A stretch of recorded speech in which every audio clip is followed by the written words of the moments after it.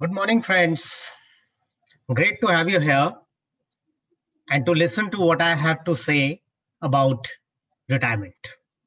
As you all know, I've been conducting a lot of retirement uh, seminars like this, webinars like this. Firstly, can you all hear me? Is it okay? Anybody, please put in. Can you all see me? Anybody? Okay, right. Thank you, Dilip. Right. So I'll continue. So you all have, there might be many of you who already attended some of the webinars done by me, might have also attended a lot of seminars that I've done all across the country, including in some of the finest institutions, military institutions of the country. I conducted one webinar last month, and this time, just to have a change, and why is the change required?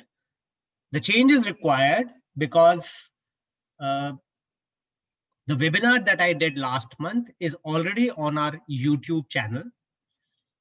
Which is our YouTube channel? Our YouTube channel, I'll just post it here as to what is our YouTube channel. I'll also recommend people who wish to see the webinar again, they can see that YouTube channel also. I am posting it here. Yeah, I posted it here. You can see it later, right? So the change that I've done in the webinar this time is that primarily after dealing with three basic things, which you always have to keep in mind, and a couple of more things. After that, I'll straight away come on to question answers, questions which are asked by almost each and every person who's retiring, nearing retiring, or has just recently retired. Or even many of them who've retired long back, they ask these questions. So there will be 19 questions that I will be giving out, answers to which I will be giving out. Second thing is, if you all go down below, there is a Q&A. There is a Q&A box. I will request people, all those who have any question, though I think I will be answering almost all the possible questions, but of course, more and more questions can always be there. So if you have any question, please put it in the Q&A box down below. Because chat, after some time, lots of people start chatting, and the real questions get embedded in somewhere in those chats, very difficult to fish out for me, especially when I'm doing the webinar. Okay, right. So I will start, even though people are still joining in, I will start. My audio is low. I think my audio is at the max. I just now finished a webinar with the same audio. Nobody said. Please check at your end whether is my audio fine? Everybody else? Anybody else? Otherwise, I'll use the yes audio. Okay, Dilip, thank you for helping me out. So the audio is fine. So Rana, I'm sorry, I don't know your ranks, so please bear with me. So Rana, you'll have to check something somewhere. Fine. Actually, I've just finished a webinar, so I know that my audio settings are very fine. Okay, right. So I will start with the webinar straight away. Let the people join, though the number of people who joined right now is low, but it is increasing very, very fast. So we'll go ahead so that we don't overshoot the time. Right. So here I am going to do a screen sharing of my slides. Right. So this is where I'm doing the screen sharing now. Okay. You all know about my company, right? It is a 10-year-old company now. When I started it, I didn't know whether we'll touch the 10th year. Okay. And as you all know, that it is only for armed forces officers and their close relatives. the only company in the whole country in this space, which only caters to armed forces officers. As on today, more than 3,100 officers and their families have reposed trust in us. And we handle our investors are spread all across the world. We are managing more than 650 crores of investments as on 30th September. I think it's somewhere around 670, 675 now. And we give all the financial planning services, investment services for Faujis that are possible, right? Very proud to say that we've been winning national level awards for a very, very long time now, 5 years plus. And the range of awards, the depth of awards has been only increasing over a period of time, right? Now, getting on to the webinar per se, all those who attended a webinar by me earlier, they might find some repetition because some basic things do not change. So it'll be very good way to revise the basics, the fundamental rules, always and every time. So if I were to ask what do retired or retiring officers, what are the questions that they normally ask? They say, how much should I put in banks, senior citizen savings scheme, post office monthly income scheme, etc. Insurance should I take? Should I keep my money safe, not go towards stock market side at all? House in property, house gold. Sometimes people ask, house silver. Should I restart my DSOP now that I'm going on re-employment, etc. And suppose I were to ask them, what are your major concerns? Most of the officers say, number one is safety of my retirement corpus. Without a doubt, this is what they say.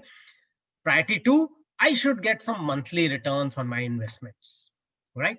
And priority three is I should have high liquidity. Suppose I want to I require 15, 20 lakhs, 50 lakh rupees anytime. I should be able to take it out without any problems. My money should not be stuck.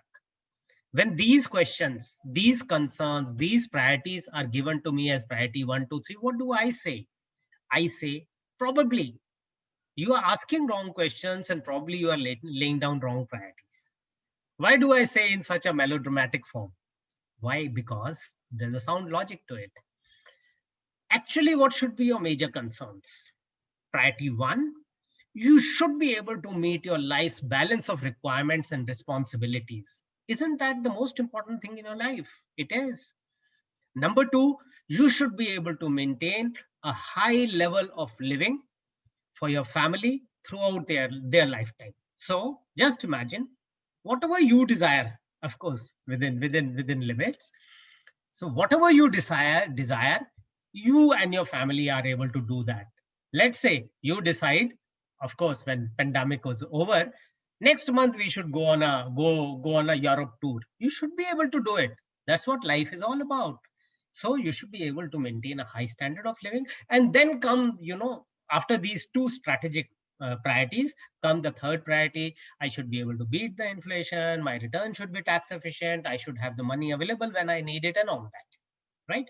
So this is actually, keep repeating in your mind that these are your priorities. These should be your priorities when you retire.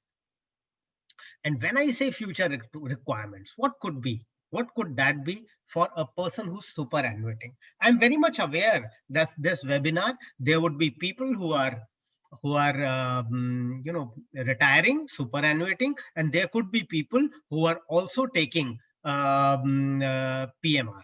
So all sorts of people attend this webinar. So when I say something, I'm saying that keeping in mind there everybody who could be here, right? So marriage of children, own house, or its renovation. Suppose you have a house, you would like to renovate it. Now that you're getting into your own house after years, right? Good domestic vacations, international vacations, when pandemic allows you. Higher education for children, purchasing a new car. Oh, my car is 15 years old. I didn't need to change it, but now I want a status car, right? And pursuing own passions. You could have real passions, which you could not do because of your employment in Fauji. Changing or buying goods and gadgets. Your fridge is 10 years old, and you want your wife to have a brand new, great, microwave oven and all that. and helping a relative. Lots of officers, they have this requirement of helping a relative. Charity, plenty of officers say, now is my time to give back to the give back to the organization, to the world, right? And fortunately or unfortunately, you require money for each and everything, and fortunately now you can afford to do it, provided money is handled properly. So just read this carefully. Retirement is not difficult. If you go on without an understanding or a plan, without plan to be more precise, you will just spin your wheels. Finally, you will get it. There is no doubt in it. But you might have missed some of the best years of your life trying to get it.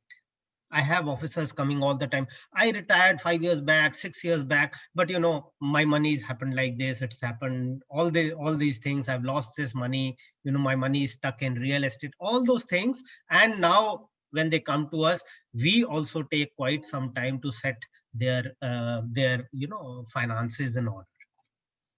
So what I'm going to do is, firstly, I'll talk about 3 golden rules. And then I'll take on the questions straight away, right?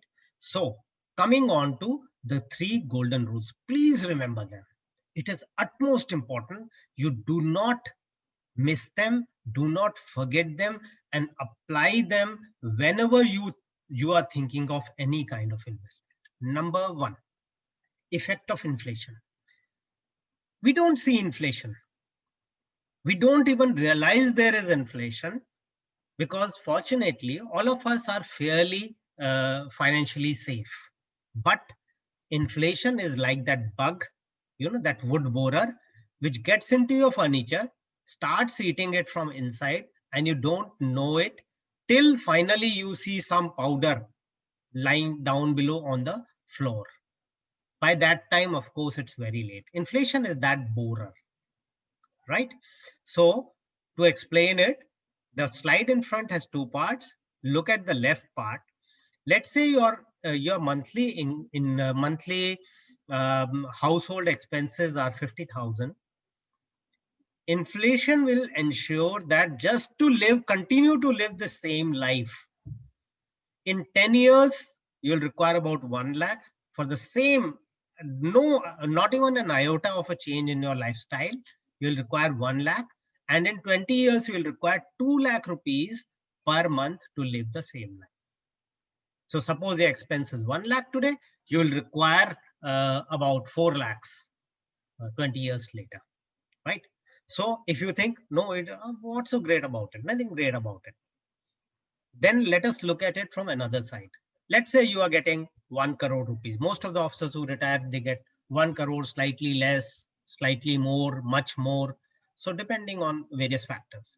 Let's say you have 1 crore rupees and you put it in a box and close it and open it after 20 years. You've not invested it. You've not done anything on it. You've not paid any taxes on it, right? So this 1 crore rupees, when you open that box after 20 years, obviously it will have the same amount, 1 crore lying there. But what will be the purchasing power? What will be the value that it actually holds at that time? Only 23.4 lakhs worth.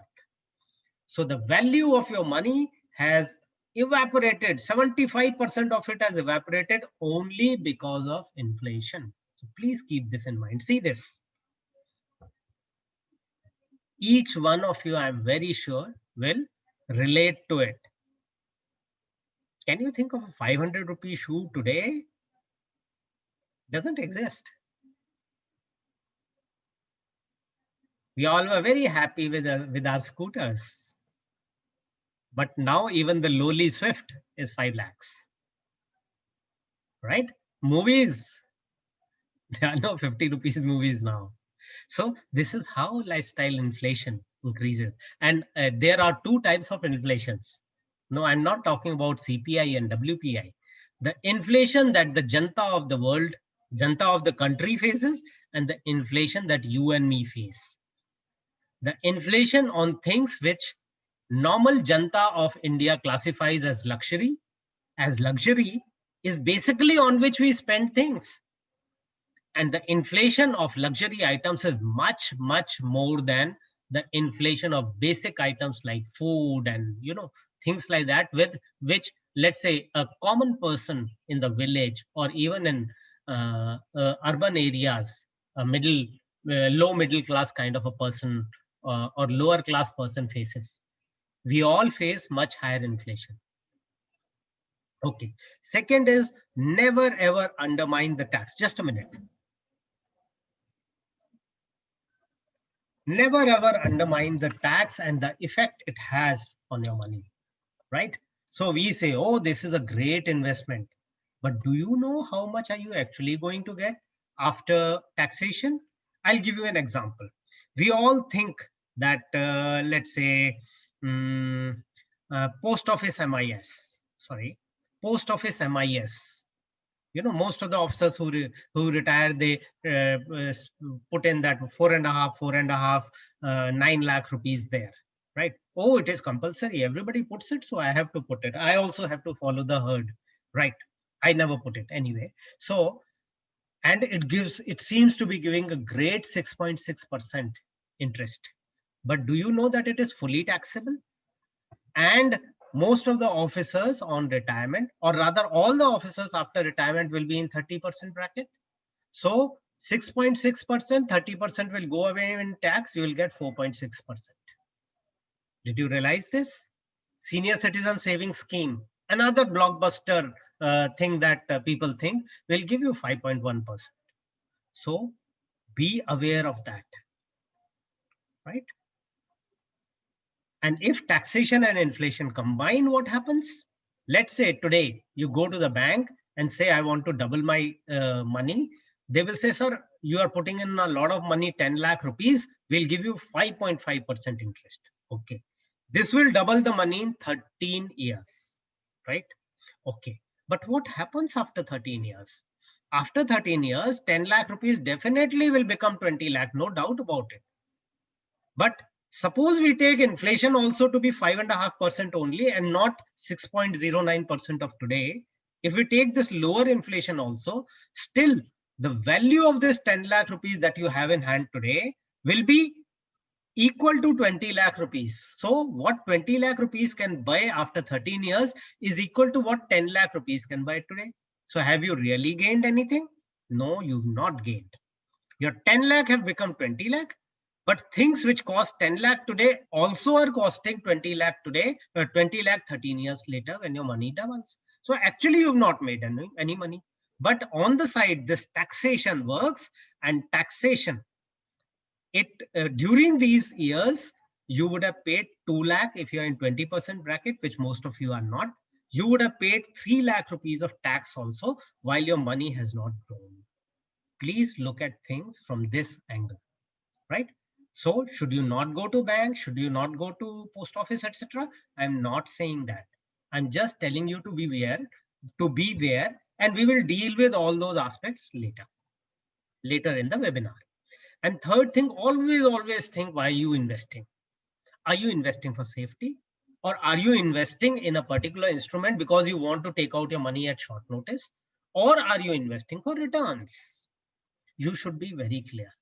There is nothing in the world which will meet all the three things: safety, liquidity, and returns. If somebody says, we'll give you 100% safety and 100% liquidity and one of the best returns in the world, then please shun that person like plague. Nothing like this ever exists in the world or is likely to exist. For example, let me talk about DSOP, which we all are very, very familiar with. Safety, absolutely safe, no doubts about it. Liquidity, earlier, liquidity used to be poor. Now, with the online thing coming in, liquidity is also good. So it ticks number one parameter, number two parameter. Returns, okay, nothing great. You just go beyond the inflation. That's all. Of course, it is tax-free. That is another good point about DSOP. But let us go to another thing that we all go for: real estate, property. Let's say a flat. Safety, I don't know. Entirely depends on where is it located. It could be safe. It may not be safe at all, or maybe somewhere in between. Liquidity absolutely poor. Today, you can't plan to sell a flat or a house in less than 6 months. Very, very poor liquidity. Returns, now it entirely depends. What have you got into?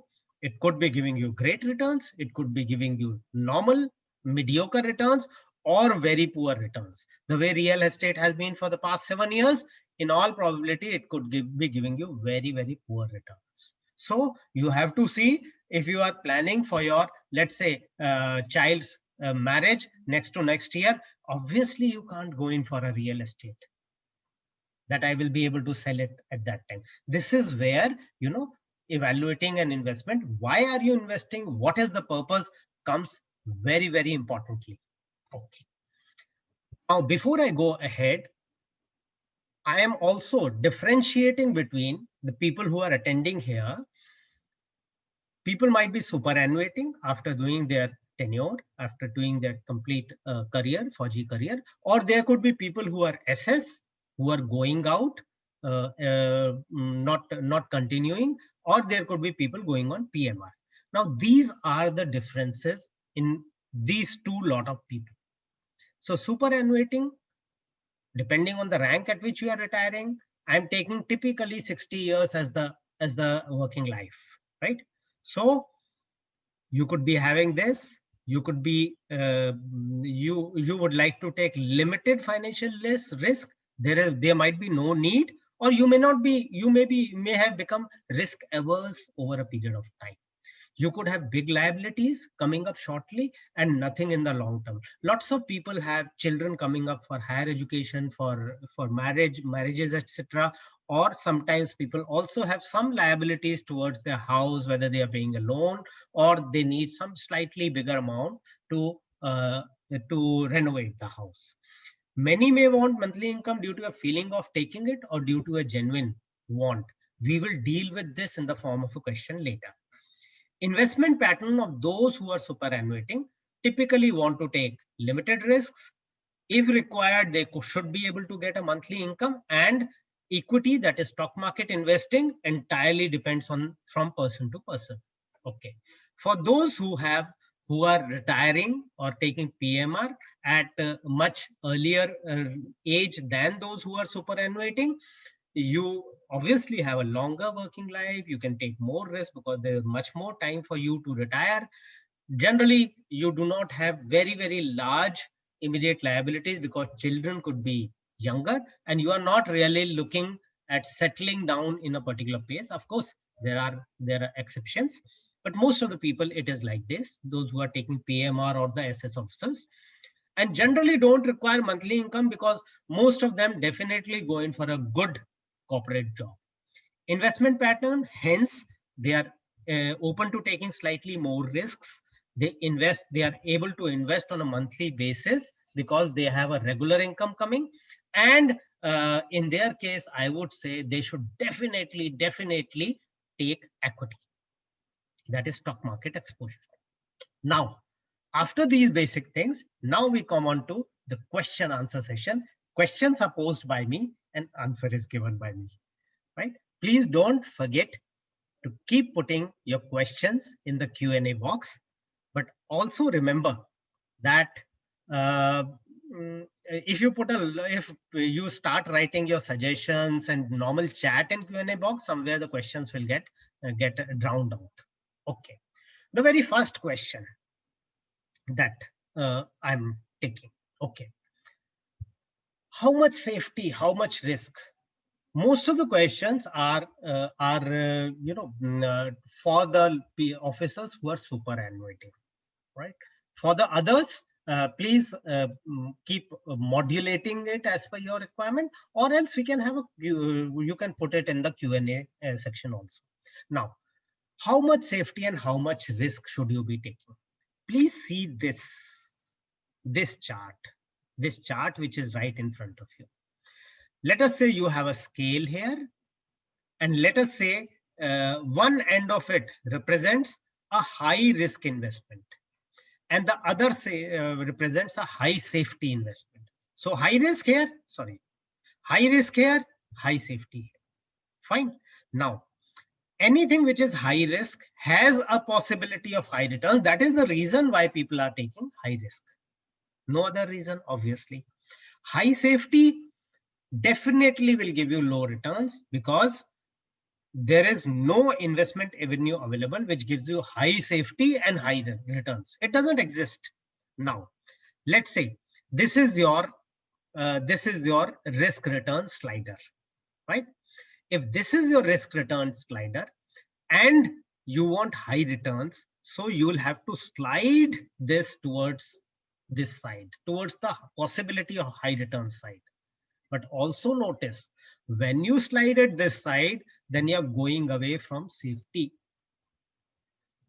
On the contrary, if you want safety and go towards this, your slider goes towards this, then please remember, you're going away from returns, right? So what I've written here is, if you want high returns, you will have to take high risks and move away from safety. If you want safety, you will have to accept low returns, right? So high risk, what do I mean by high risk? Direct equity, that is you buy stocks in the markets, or you go in for equity mutual funds, or you go in for real estate for investments, gold for investments. It might demolish a few myths. Gold for investment is high risk? Yeah, it is. We have a question also where I'll deal with that. And something called P2P lending, person-to-person lending. It's a new way of investing. Very, very high returns, 18%, 14% is normal, but then there is a risk involved. On the other side, high risk safety is debt mutual funds. All the post office products like senior citizen savings scheme, post office FDs, post office MIS, bank FDs, corporate FDs, perpetual bonds of big banks like SBI and Bank of Baroda and PNB, and debentures of very, very reputed companies like of Tata's, right? Okay. Asset allocation products fall somewhere in between. You have dynamic asset allocation mutual funds, right? And you have RBI's floating rate bonds, which have recently come out. I would place them between high safety and high risk, both of these things. Okay. So this question 2, do I require a monthly income? See, this is something I don't know why. Lots and lots of officers, when they come to us, when they start discussing, even if they are going in for employment, even if they have got re-employment, anything, they say, Acha, how much monthly income will I get? Why do you require monthly income? If you already have sufficient money coming to you by way of pension or by way of re-employment pay or by way of corporate pay, do you require it? Suppose you've not commuted and you are going to get 1,15,000 rupees after tax. Do you require a monthly income? No, you don't. So don't get into that mind, I'm getting so much of money, I have to have a monthly income. No, you don't. See, it is like a bucket. Fine. You got a bucket in which you put everything. And then what do? You put a tap and start taking out. Will this money grow so much? If you're also taking it out on the other side, it will not grow. So don't take out the money unnecessarily. Most of the officers do not require a monthly income. That is the reason I don't feel too good about this post office monthly income scheme. It will give you a monthly income which you won't even feel you are getting it. How much can you get on a monthly basis on 9 lakh rupees? Same way, senior citizen savings scheme. It gives you 30,000 rupees. If you have invested 15 lakhs, it will give you 30,000 rupees per quarter. That means about 10,000 rupees per month. Do you require it? When both these things mature, you'll get back your initial money only because interest has already been taken. So these are, you have to think about this. So you will say, if I don't get any money from it, then what is the use of such an investment? There is a use. What is the use? Like I said, you want to go on good vacation, you use out of the bulk that you have. You want to help a relative, do it with this bulk money. You renovate your house, change your car to a status car. There are so many things. Your children's education, your children's marriages. That is what you use this bulk for. Not for honestly taking a monthly income, because you will honestly erode the bulk that you've got, your lifetime savings You start taking out, the way it is said that tiny droplets make an ocean. Same way, from that ocean, if you start taking out the droplets, ultimately the ocean will have lesser money, right? And some people say, I require more money because my expenses will be higher. Let me tell you, 10 years of experience, my own retirement also my experience, and I mean, say 20, 30 officers, talk to about 70, 80 officers every month. Whatever are your expenses today while serving, after retirement also they will remain the same. Some expenses will go down, some expenses will come up. On the net, everything remains the very same. The same expenses remain. You are not suddenly, just because you are retiring and you've got 1 crore, 1.5, 2 crores, 2.5 crores, just because of that, you'll not start going to 5-star only to eat. It will not happen. When by the time you retire, your lifestyle is already set. You can't change it. You may want to change it. You may try to change it for say 15 days, 20 days, 30 days. After that, you'll get sick of it, right? So don't go for monthly income unless you genuinely are going to have higher expenses due to some reasons. Let's say you have your parents moving in, so expenses increase, or you've moved into a neighborhood where the society charges are very high and other charges are very high, something like that, otherwise they don't increase. Now, question 3. Should I invest in real estate or add another floor to my house? We at Fauji deal with a lot of real estate. In fact, shortly, we are going to come up with a real estate project on Dwarka Expressway, a luxury project only for Faujis. Now, in that, we are specifically going to write, please don't take this project. Don't book your flat in this project if you are doing it for investment. We are going to write it in that. Because for investment, real estate is still in very, very bad shape, right? However, the first question that comes to mind is, do you require more assets now? At this age, suppose you have one more house, what will it do to you?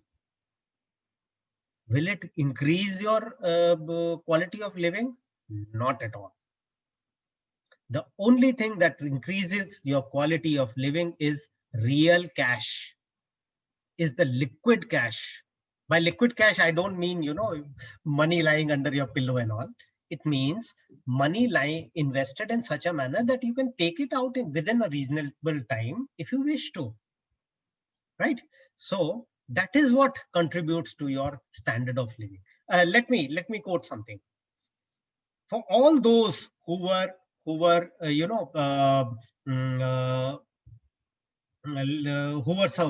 you were serving, or if you are serving right now, when you needed some money, some bulk money, let's say a couple of lakhs, more, few lakhs, where did you take it out from?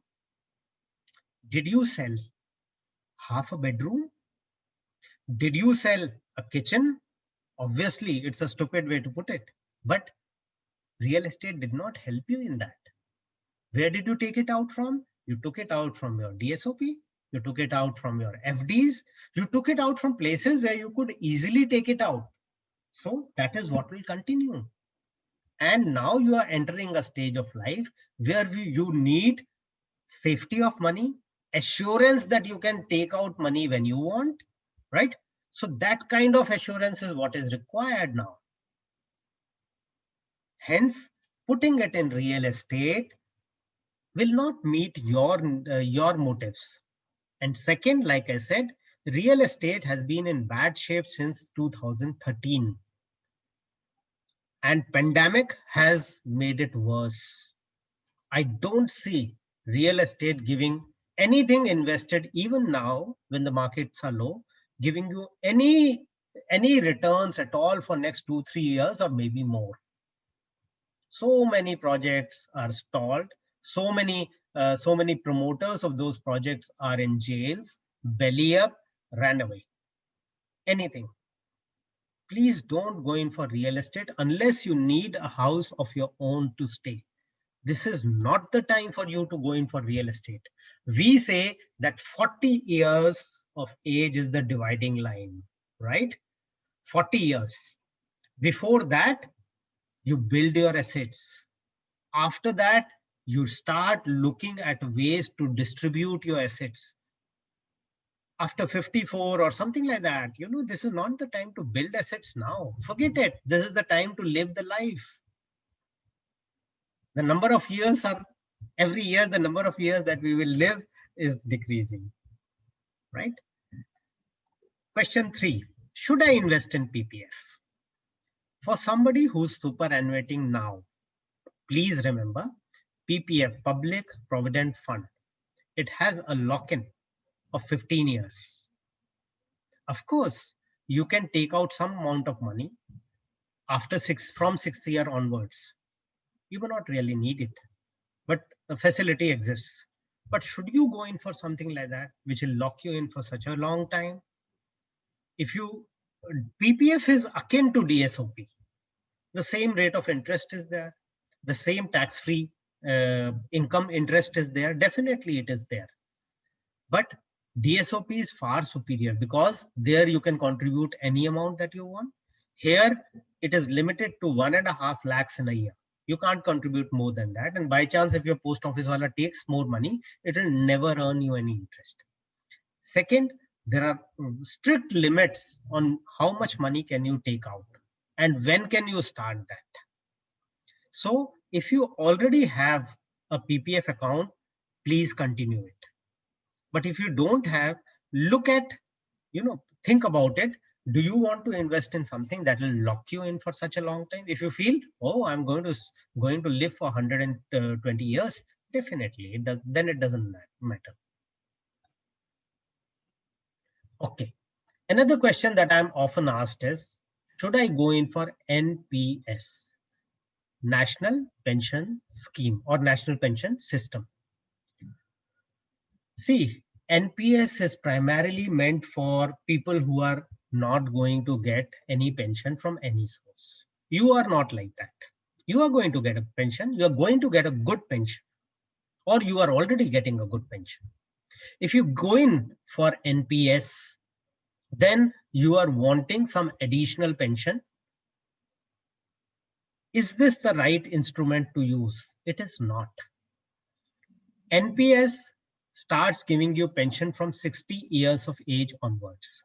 But the biggest reason why people ask us this question, should I go in for NPS, is because NPS gives you additional tax saving of 15,000 rupees per year, because you get to invest additional 50,000 rupees beyond the ATC, right? So you can get additional rebate on 50,000 rupees, which is approximately 15,700 rupees or so, right, per year. For this small an investment, which is approximately, I think, 12,500. Yeah, 1250 tax saving per month. Do you want to lock yourself in? If you invest there, you can take out up to 60% of your corpus at 60 years of age. Of course, you can extend it to 70 years also, if you wish to. But at that age, when you wish to take out money and you say, okay, my NPS has matured, then you can only take out 60%. 40% of the corpus that you built up gets locked for life. Only once you go away from this world, your legal hires will get it. Is it worth it? For the people who are superannuating, I don't think so.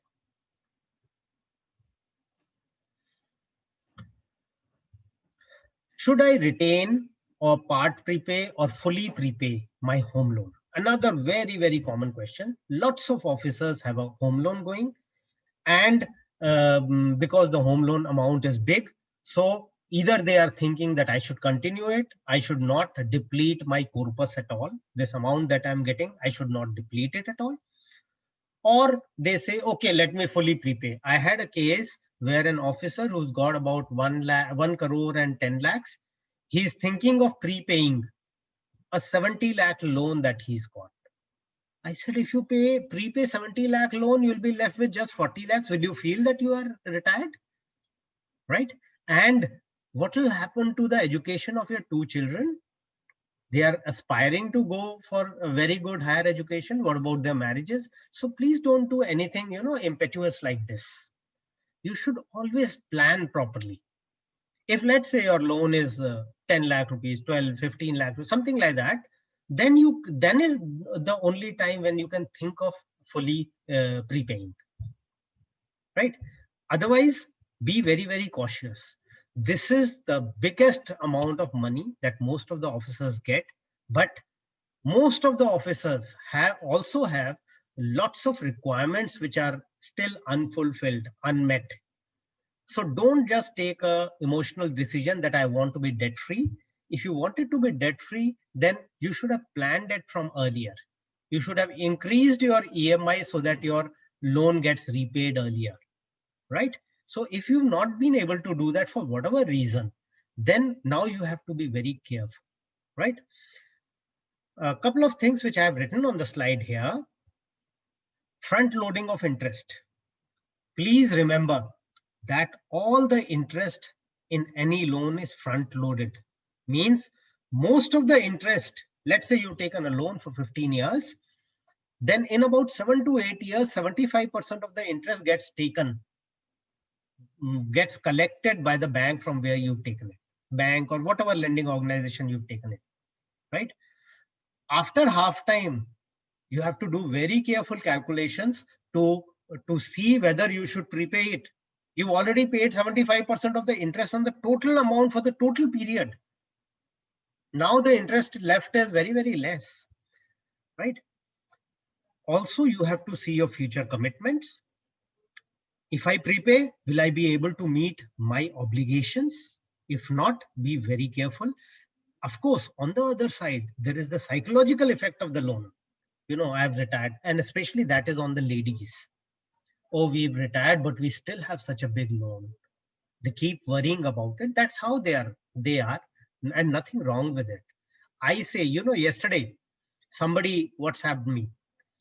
I want to buy a house. I have all the money, but should I go in for a loan for tax saving? I said, debt-free life is the biggest boon. Don't go into debt. Karza mat lo, agar nahi, if you can afford not to take it. Debt-free life is a good life, is a blessed life. Rather, I think I wrote that debt-free life is a blessed life. Please keep that in mind, right? Now, this is the kind of analysis you should do. We've done it. I've changed the name, obviously. This is the kind of analysis you should do to see. Suppose you have a loan. Why I'm dealing with this topic, in such great detail, because lots of officers retire with a loan, right? So let's say an officer has a loan which has this kind of interest rate, 9.95%. He's paying an EMI of 21,000 rupees. Let's say mota 21,000 rupees. The remaining tenure is about 14 more years. What should that person do? He has a total principal left of 19 lakh rupees. And on this, over 14 years, he'll pay 16.5 lakh rupees as interest, means approximately 36 lakhs. Now, when that officer asked us this, we did this calculations and told him these are three scenarios. One is you continue, but then this is a very bad way to deal with the loan. You have in this scenario, if you prepay the loan by 5 lakhs, and this is our assumption, then your loan tenure will come down from 14 years to 8 years and 2 months, right? And total principal will come down to 14,27,000, and see your interest will come down by approximately 10 lakhs. Fine. So your loan gets paid much, much earlier, about 6 years earlier, and your interest you save 10 lakh rupees. Scenario 3, if you cannot do this 5 lakhs prepayment, then you can increase your EMI from 21,000 to 30,000. just 9,000 rupees, which most of us can do. Your tenure comes down again to around 8 years, but your interest payment comes down by approximately 8 lakhs. And scenario 4 is that you what is the scenario for? You can increase the EMI to 30,000. Yeah, this is a combo where we have said that EMI you increase by to 30,000 by about 9,000 rupees, and you also prepay 5 lakh rupees. Then you will prepay the whole. You'll complete the whole loan in 5 years, and the total interest that you will pay is just about 4 lakhs, means you are saving 12 lakhs, 12.5 lakhs of interest, and you're prepaying it 9 years earlier. So this is what planning is all about. This is how you should do the calculations to see what is the best scenario for you. So in this particular case, Colonel Sharma, he has so many options in front of him, and he should take the best option. कहीं पे थोड़ा सा हाथ खींचना पड़ेगा, 9,000 का, increase the EMI, and suppose he can afford to pay 5 lakh rupees, then this is a very, very good scenario, which we have calculated for him. And suppose instead of 5 lakh rupees, he can pay 10 lakh rupees or 7 lakh rupees, it becomes even better. Right? Okay. Next question. Do I need insurance after retirement? Please remember, insurance is not for giving a lot of money to your legal hires, whether your wife or your family, when you pass away. That is not why insurance is there. It was never meant to be like that, right? So take insurance only if you have large liabilities. You don't have so much of money, but your children are young. Children need to go for higher education, their marriages, aapke ghar ki renovation bhi chahiye, all those things. And you do not have so many assets for whatever reason. People also have a lot of liabilities while serving. So they do not have that much of asset. Now you have to think about, suppose something happens to me, my family should not come onto the pavements. I'm just dramatizing it. Never happens like this, but this is how you have to think.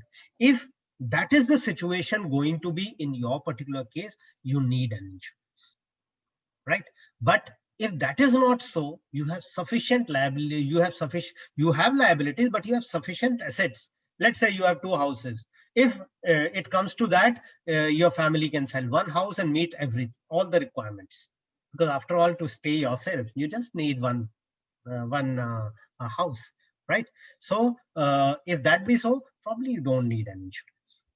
If you're taking premature retirement and retiring much earlier than your normal superannuation time, then in all probability you need an insurance.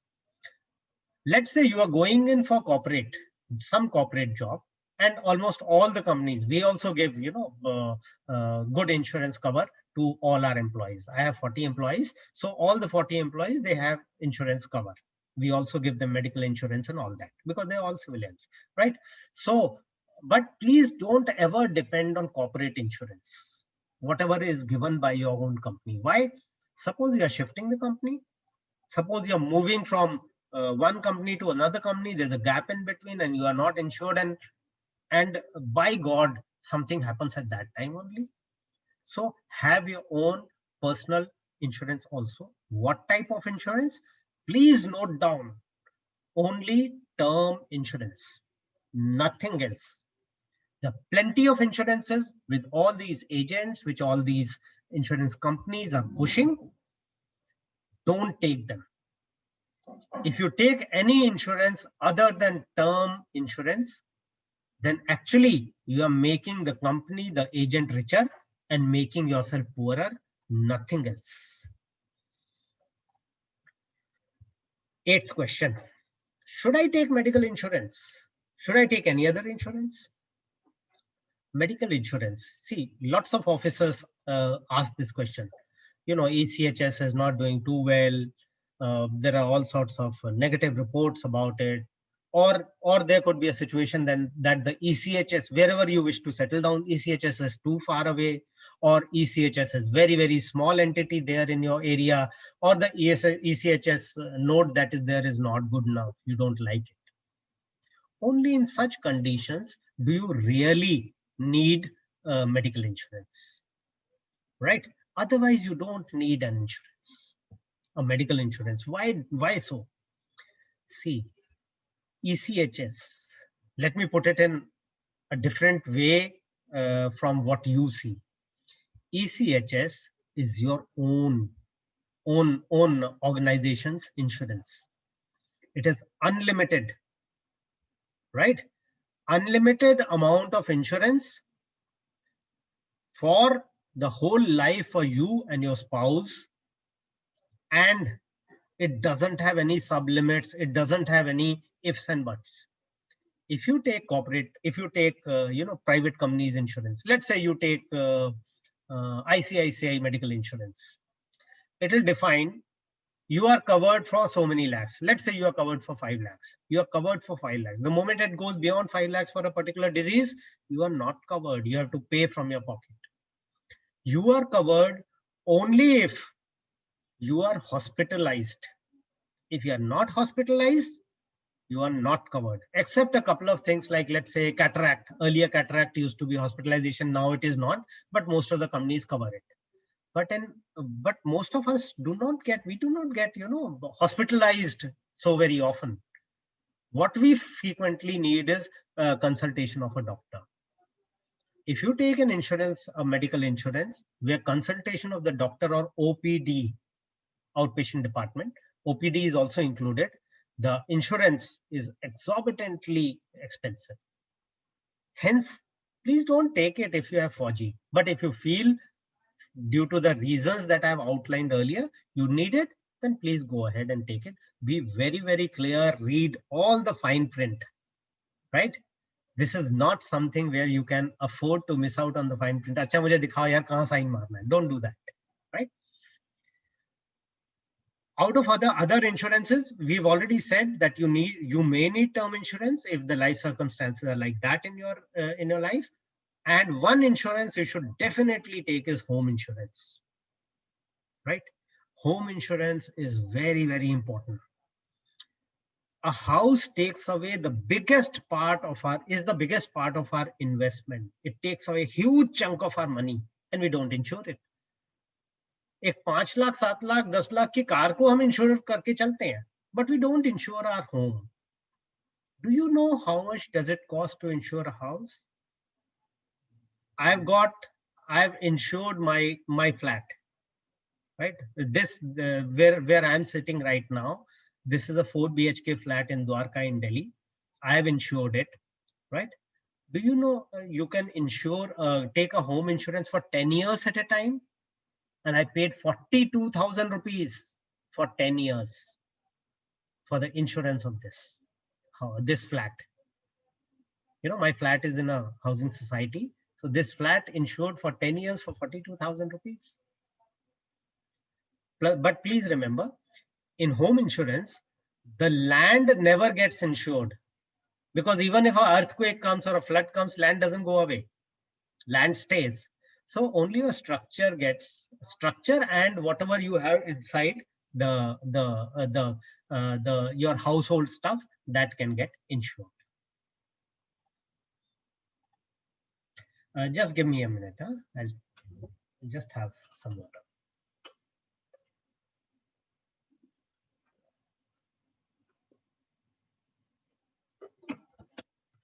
Yeah, sorry. Next question.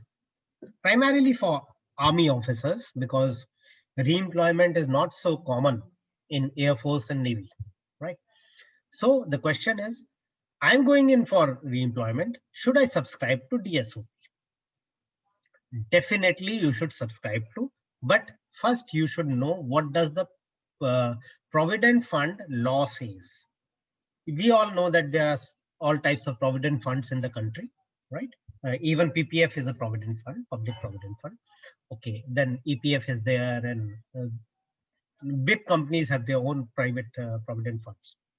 Now, PF laws, they say that if you subscribe to a provident fund, but take out your money anytime before 5 years, then not only is the interest, but even the principal that you invested is fully taxable, right?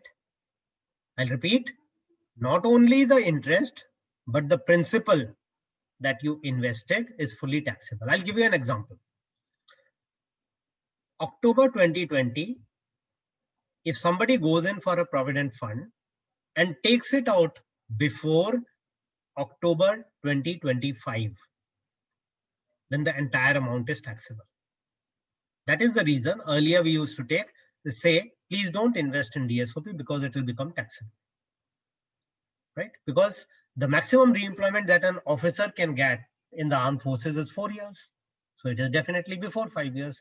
But one of our investor, an officer, a colonel, he went to Army CDA in Pune, and those people told him, and they very, very confidently told him that there is a special provision under which the PF of armed forces people, if you take out money from your PF before 5 years, it is not taxable, right? So I also have never seen any PF being taxed by CDA or any Army, Navy, Air Force. I've never seen any PF being taxed.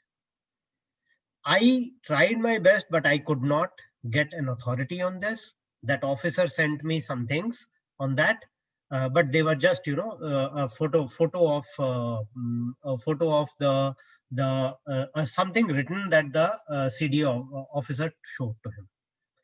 From that day onwards, we've started telling the officers to go in for DSOP on the employment, but subject to this condition that I said, that we are not very sure, we've not seen it ourselves, but the officer has discussed it with CDA people, and he has been told categorically, and we ourselves have never seen DSOP being taxed even for reemployed officers once they finish their reemployment. As an investment avenue, we feel DSOP is a very good investment avenue because it gives you good returns. It gives you fairly okay returns. I wouldn't say good returns. It gives you fairly okay returns, and they are tax-free and they are very safe, right? So subscribe to DSOP on reemployment the way you used to subscribe to DSOP before retirement. But please remember that the PF law, I've never seen it being changed for the purpose of DSOP. Next comes, since we are on taxation, right? Taxation of retirement, corpus and pension. When you get your retirement corpus, there are 5 components to it. DSOP accumulation, AGIF, AFGIS, NGIS, you can read them on that. So your insurance accumulation, your leave encashment, gratuity, and if you are going in for pension commutation, right? So these 5 are your retirement corpus, and of course you also get your monthly pension. What is the taxation status? Look at this. Your complete retirement package, that means all these 5 things are fully tax-free. So let's say you get 1 crore 10 lakhs. That is what most of the people get if they commute the pension 50%. And so this part is 1 crore 10 lakhs plus your DSOP, right? That is what most of the officers get. So that is fully tax-free, right? What about your pension? Your pension is taxed the way your salary is taxed, unless you are getting any disability. You get even a single rupee, metaphorically speaking, if you get even a single rupee of disability pension, then your entire pension, disability part, as also the service component, is fully tax-free. Court case, ये वो सब कुछ कराने के बाद भी, I am telling you the status as on today. There is a stay on that and court case is going on and all that. But as on today, the entire pension is going to be tax-free if you are getting any disability pension. Number two, if you got any gallantry award, VSM, no. Sena medal or equivalent medals which are not for gallantry, no. So if you are getting any of the gallantry award series, then your entire pension is tax-free. Now, what about when you invest your retirement corpus or some part of your pension? What happens to this? Your returns are tax-free or there is a minimal tax. If you are investing in government tax-free bonds, they are there in the market. PPF, like I said, subject to 1.5 lakhs. Insurance policies, when they mature, minimum period is 5 years. Shares oblique equity mutual funds after 1 year, there is a small taxation there, just about 10%, and first 1 lakh is tax-free. And debt mutual funds, after approximately 3 to 4 years, they have a very, very small tax left on them. Returns are fully taxable on anything that you do through the bank or you do through the post office. So senior citizen savings scheme, interest is fully taxable. Bank FDs, company FDs, post office MIS, post office RD, post office MIS plus RD, everything is fully taxable, and your pension, subject to the conditions that I've said, is taxed like pay. Other issues, if you give your gift to your major children and close relatives as defined in Hindu Succession Act, returns are not clubbed with you, right? They also do not pay any tax on this gift. However, if you invest in your wife's name, if you invest even 10,000 rupees from a pension corpus in your wife's name, all the interest or returns that are earned are as per the rules to be clubbed with your taxation. However, it is slightly complicated. Let's say you give 10 lakh rupees to your wife. She, let's say, invests it at 7%. Then the 70,000 rupees that she will get will be clubbed in your hands for taxation purpose. However, if she further invests this 70,000 rupees at 7%, then the 4,900 rupees that she will get is taxable in her hands. Thoda sa complicated hai, but the 70,000 rupees that she will get for her lifetime through investments is to be clubbed in your hands. So do not gift any money to your wife. I know many of you will be very happy to know this because you can quote to your wife, but that is how the taxation stands. Okay. 11th question. How do the various investment avenues compare? Right? I'm going to show you a chart. Please please understand it, look at it. This entire video anyway is going to be uploaded on our YouTube channel. If you subscribe to our YouTube channel, you will be able to get this entire presentation there along with my voice, even my face. So there is no hurry to note anything, right? This is how it is. I have written what are the normal investment avenues available, what are the positives and negatives of them, right? So senior citizen savings scheme, post office MIS, bank FDs, corporate FDs, equity mutual funds, debt mutual funds, government bonds, something called perpetual bonds, government tax-free bonds, and life insurance. So please look at this. You want it for ready reference, you can take a screenshot, you can take a shot on your phone also, but anyway all this is going to be available most probably by tomorrow or tomorrow evening or so. It will be there on our YouTube channel, the entire presentation, right? I will deal with 2-3 things which officers definitely go in for. Senior citizen savings scheme, right? Some people think that this is the panacea for all investment ills. It has definitely highest safety, best interest of all the government schemes. But please remember, it has a 5-year lock-in. If you take out your money before that, you have to pay a penalty, right? Low tax is deducted. It is a low tax deducted returns. Means you are getting a rate of interest. I think it is 7.6 now, but it is fully taxable interest. You get a compulsory quarterly interest. This is a big negative point. You are getting a good pension, you don't need anything, but there is no provision in senior citizen savings scheme for not getting the quarterly interest out. Means suppose you have put in the maximum possible 15 lakhs there. After 5 years, you'll get your 15 lakhs back. Due to inflation, its value has gone down. And the small interest that you've got on a quarterly basis, it has done nothing to your life. I never subscribed to senior citizen savings scheme. Another thing that people typically subscribe to are post office MIS. Only positive we have found in it is that it's got highest safety. Post office ka hai, government ka hai, it has safety. But there are too many negatives. We don't recommend you to subscribe to it at all. Sometimes people, the post offices say you take POMIS and add a RD to it, recurring deposit, your rate of interest will go up to 10 points, some figure they quote. This is all bunkum, right? Your POMIS is earning 6.6%. RD is earning, recurring deposit, post office recurring deposit is earning 6.2%. The combination of the two can never end up with 10%. It will end up with 6.6, 6.2, unke beech ka 6.4%. That is common mathematical logic. So I don't know how they calculate and convince people that it is going to be that. Okay. Right. Now bank FDs, high safety, no doubt, especially if you put it in one of the good banks and not going for PNC kind of banks.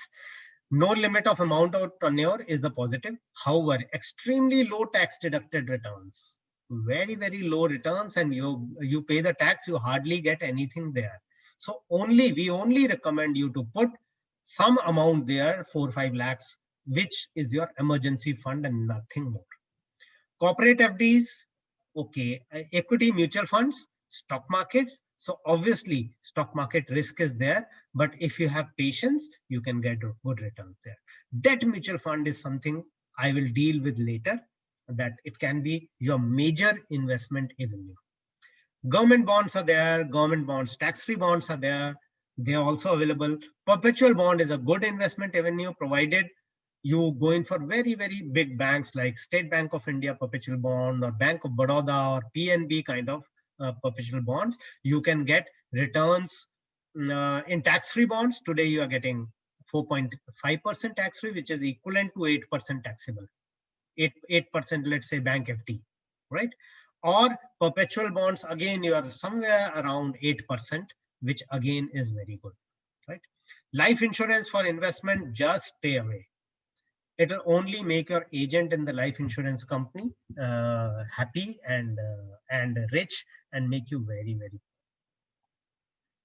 Other products, how good, how bad? The products which you should never take, please read. Insurance policy, PMS, portfolio management scheme, SEBI, that is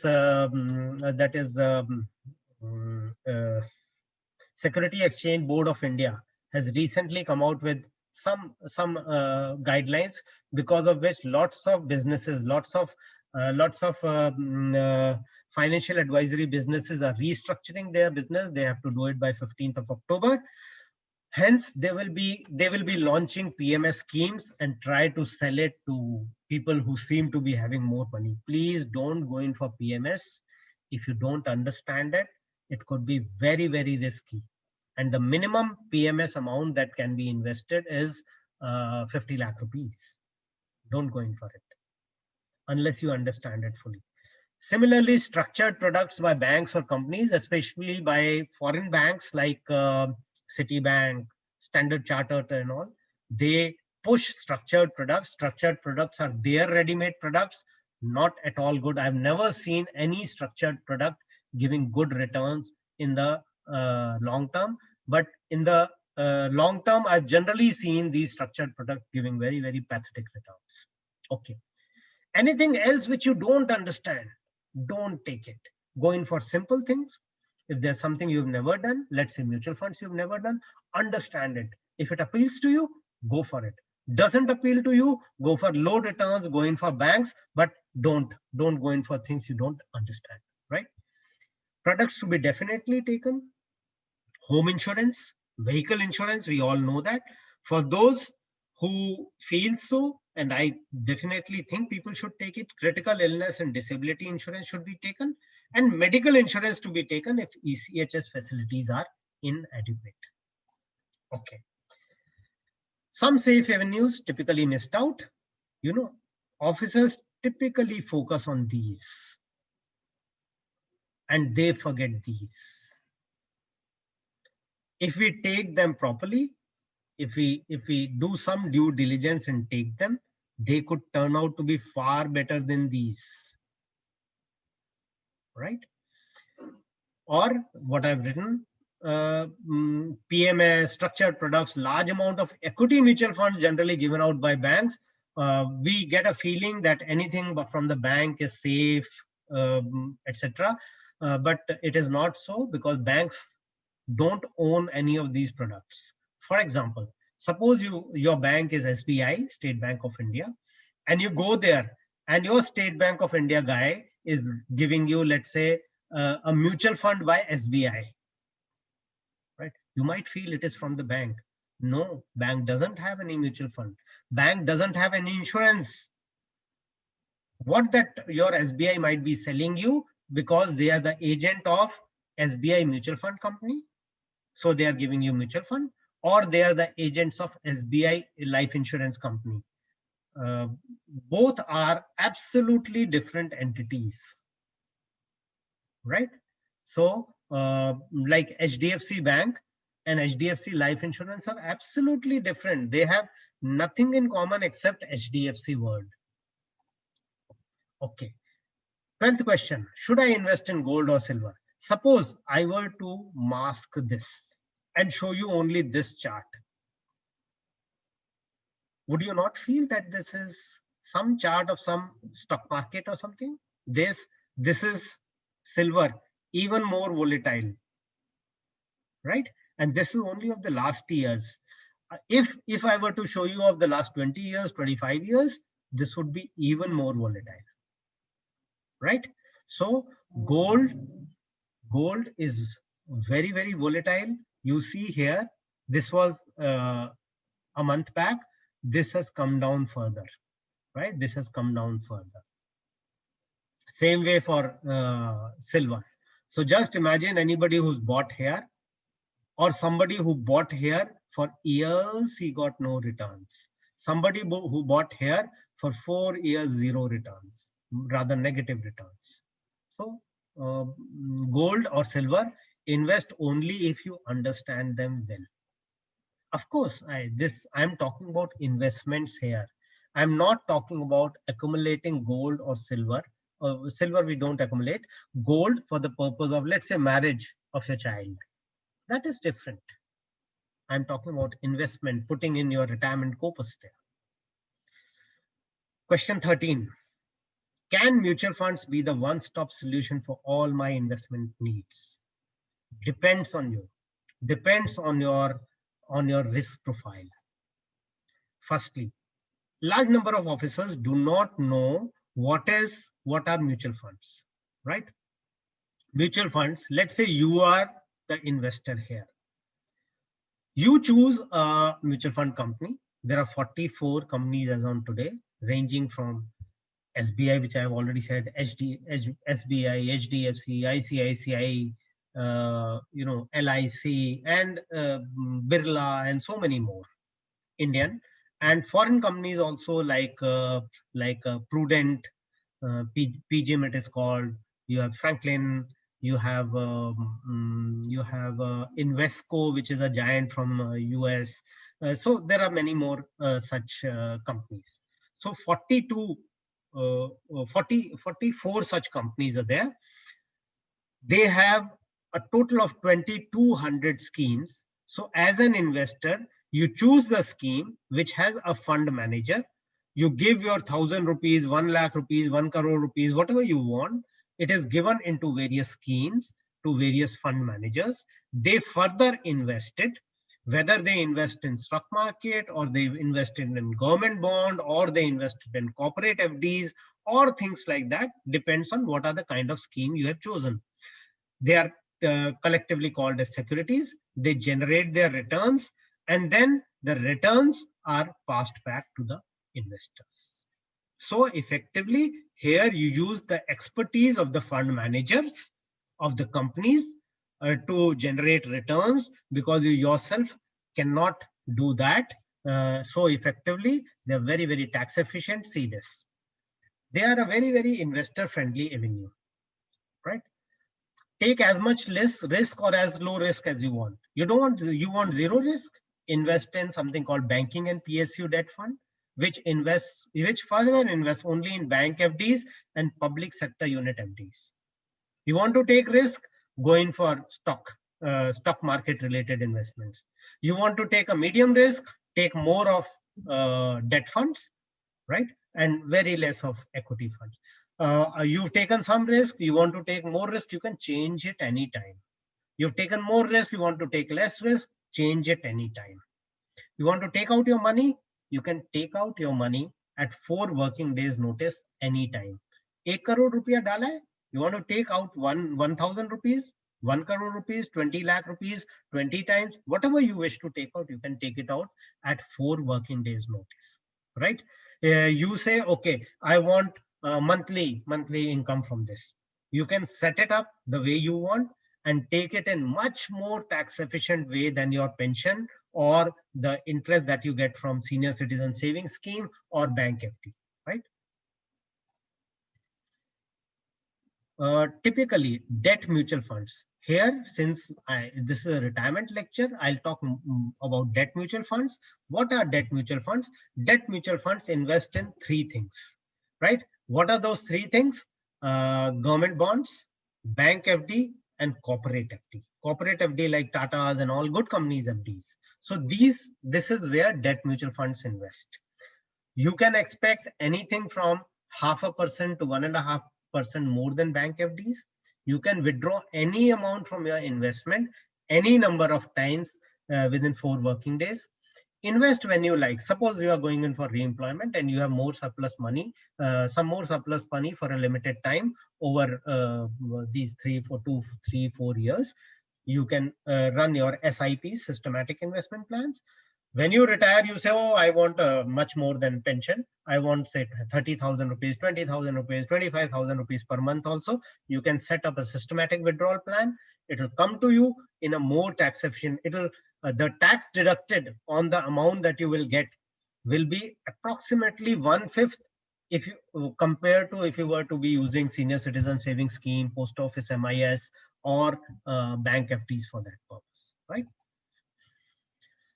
Now, I come to question 14, very important question. Everybody starts asking me from 2 years before retirement, should I commute? Should I not commute? Right? In fact, I am guilty of starting this debate in the Fauji. Why? In 2016, I wrote an article to commute or not to commute. On that article, lots of people wrote their own articles. And somehow it became viral, this thing on the WhatsApp and emails and all. And since that time, all officers who are going to retire sometime in future have got used to asking this question, to commute or not to. Most of the people, what is this folklore I've written? Folklore is that these are the arguments given by officers for commuting or for not commuting. Government gives you 9 years worth and takes away 15 years worth. Okay, before that, I would like to give out in short, what exactly is commutation? What happens in commutation is, look at commutation as some kind of a loan. The government gives you your next 15 years pension today, right? And that pension, for that pension, it charges you a rate of interest. That rate of interest and the EMI that is there is deducted by giving you directly from your pension, and hence you get lesser pension. That is the way to define commutation, right? So you have the option to commute from 0 to 50, right? Let's say you decide that you will commute 25%. So 25% of your pension For the next 15 years at today's rate, that means 180 months pension, it will be given to you in bulk today, and the government will charge a rate of interest and hence give you lesser amount, and that you have to pay back. So it is like a loan. It is like a loan only, the way we have been taking loans all our life. Hence, to say that government gives you 9 years worth and takes away 15 years worth, that is what happens in a loan. If you've ever taken loan from AGIF, NGIS or AFGIS, that is what you did. You paid a rate of interest. If you took it from SBI or HDFC, you paid a higher rate of interest. So there is nothing great or something drastically wrong with commutation. It is just a loan given to you, right?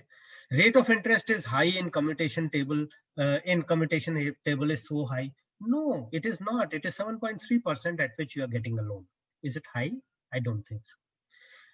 If you invest extra pension, you will get more money. Can you? How many times have you been able to invest in such a manner that every single rupee that is in your bank account, you are able to invest? No, it doesn't happen. It is not practical. So don't look at it by these questions, illogical questions posed. What is the reality? Should you commute or not commute? Be guided by your requirement, right? Do not look at your best friend has commuted, so you commute. Because on a WhatsApp group, people are saying commute, so you commute. Not at all. You be guided by requirements. Suppose you have requirements for more bulk coming up, right? So you commute. Commute 25%, 50%, whatever you feel. If you do require more of monthly income, don't commute. If you are happy and contented, you have whichever way you want to go. And you can commute less. You don't have to commute only 50%, right? So this point I have written that when we took our HBA, house building allowance, or AGIF or banks, we paid interest. It is the same thing here. We are paying an interest because we are taking next 15 years part of our pension today. Obviously, it is a loan, right? One more thing about commutation is, suppose something happens to you. You have commuted and something happens to you.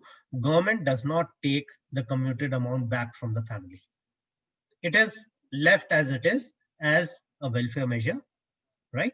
And family gets the very same pension irrespective of commutation. Whether it was 0% commutation or 50% commutation, family will get the very same pension because the government usne maaf kar diya.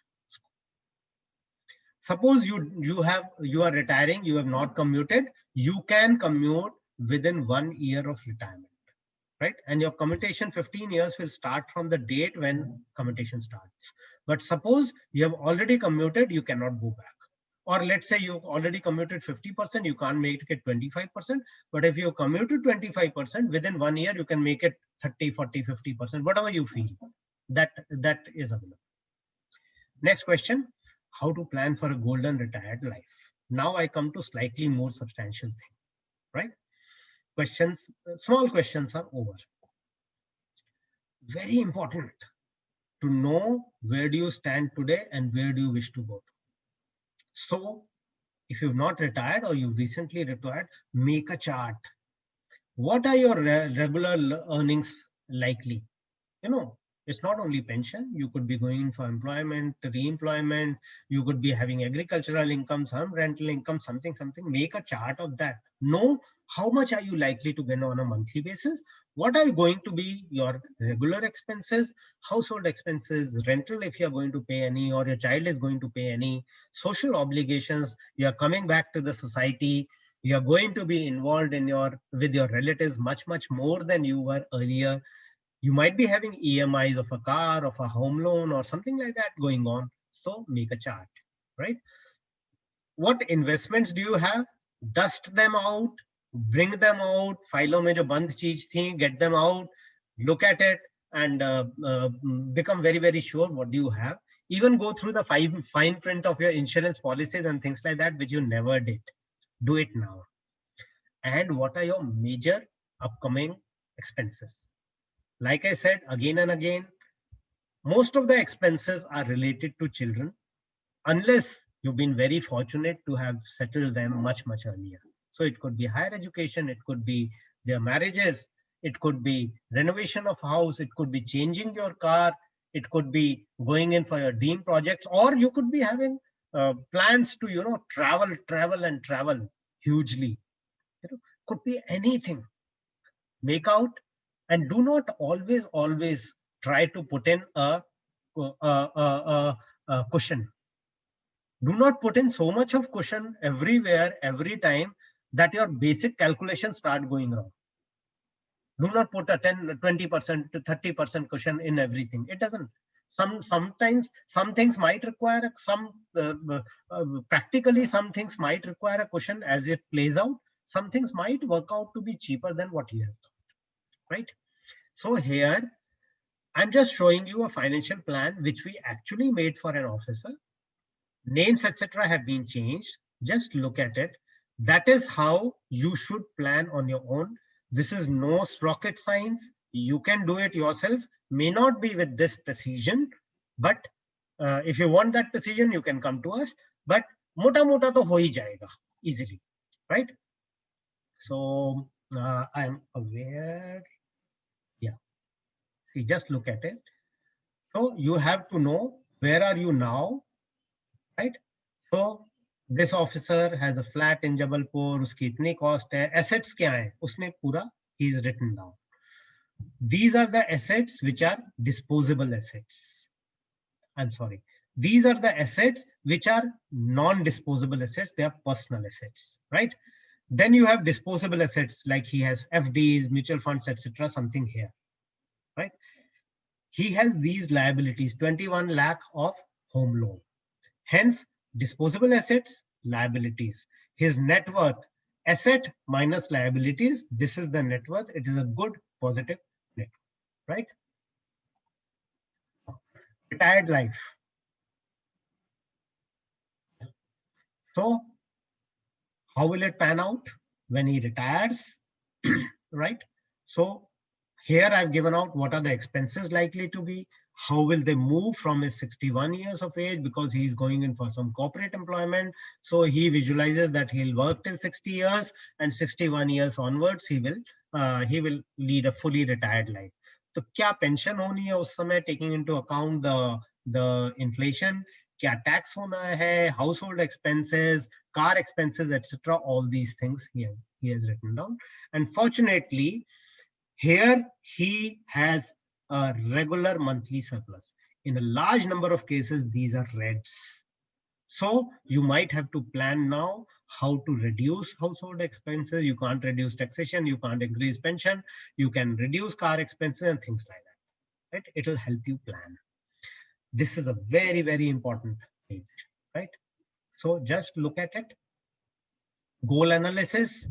What are your future requirements coming up? When, what time frame, right? It is slightly oldish, so future is 2019 also. Okay.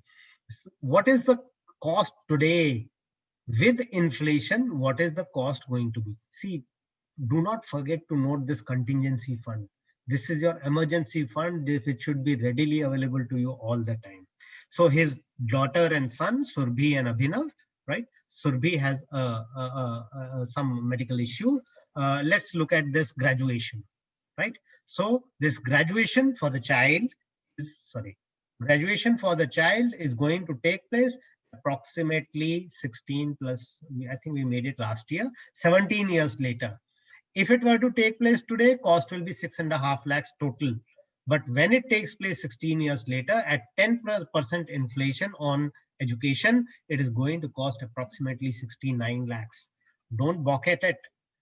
This is how it happens. It is actually going to happen in 17 years. It is going to cost 70 lakhs, what today is costing 6.5 lakhs, because inflation is 10% compounded on education. Marriages. Today, marriage 25 lakhs will cost about a crore, 95 lakhs, 14 years later. This is how. So what are the options? What should the person do? How should the person accumulate? In your case, you will have a bulk amount. So allocate very, very carefully so that you have all your future requirements taken care of, right? Now this is called goal mapping. Goal mapping means these are going to be your expenses. How should you allocate them? Where will you take out the money from? This is what is goal mapping, right? And here we give out, in this case, in the case of this officer, we gave out what expenses will he not be able to meet, red ones, and what will he be able to meet, taking into account the amount of money he has today, and he can generate over a period of time, whether on monthly, in monthly amounts or in all times. Insurance, look at your insurance policies. They could be bleeding you, right? So this is a term insurance plan, which we have said, we have analyzed and told them, please continue with it. LIC Jeevan Suraksha, isme niche chala gaya. We are telling that person to get out of it. It is not going to enrich him, right? And then we make an executive summary here of all that this exercise leads to. Write them down, put them on your desk, put them on your study desk, and keep looking at them and keep ticking them as you keep catering for them. So very important to know, where do we stand today? Where do we need to go to? Whatever we are doing now, will it take us there? If not, what do we need to do today so as to reach there? What kind of investments do we need to take? Do we need to take more risk than we are thinking, or we need to take lesser risk than we are thinking, and still we'll be able to meet our goals? Question 16, how do I plan my investments, right? This is what most of the officers do. 1 crore rupees, they invest it in this manner. They think they are getting these returns. After tax, actually they get an overall 3.8% return on their 1 crore portfolio, right? And 5 years later, 1 crore would have turned into 1.22 crores. Looks good. But what is the real value of this? Inflation is just 5%. 5% is very low inflation. Even if we take that wood borer to be eating away 5% of your earnings, right?